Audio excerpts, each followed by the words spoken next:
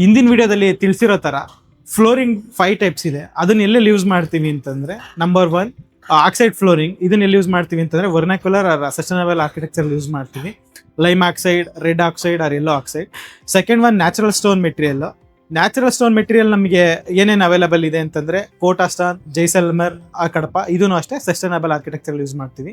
Number 3 granite. Most used material ಇದೇನೆ. ಎಲ್ಲರೂ granite use ಮಾಡೋದಕ್ಕೆ ನೋಡ್ತೀವಿ. ಇದು ಏನಕ್ಕೆ ಇದನ್ನು ಜಾಸ್ತಿ ಯೂಸ್ ಮಾಡ್ತೀವಿ ಅಂದರೆ, ಇದು ಮೆಟೀರಿಯಲ್ ತುಂಬ ರಫ್ ಇರುತ್ತೆ. ಸೊ ಹಾಗಾಗಿ ಇದನ್ನು ಯೂಸ್ ಮಾಡ್ತೀವಿ. ಸೊ ಈಸಿಯಾಗಿ ಇದು ಬ್ರೇಕ್ ಆಗಲ್ಲ.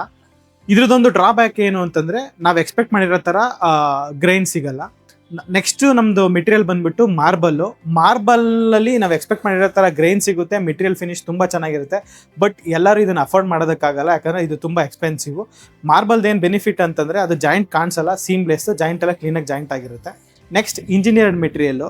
ಇಂಜಿನಿಯರ್ಡ್ ಮೆಟೀರಿಯಲಲ್ಲಿ ತುಂಬ ಕ್ಯಾಟಗರಿ ಇದೆ. ಡೀಟೇಲ್ ಆಗಿ ನೆಕ್ಸ್ಟ್ ವೀಡಿಯೋದಲ್ಲಿ ನಿಮ್ಗೆ ತಿಳಿಸ್ಕೊಡ್ತೀನಿ.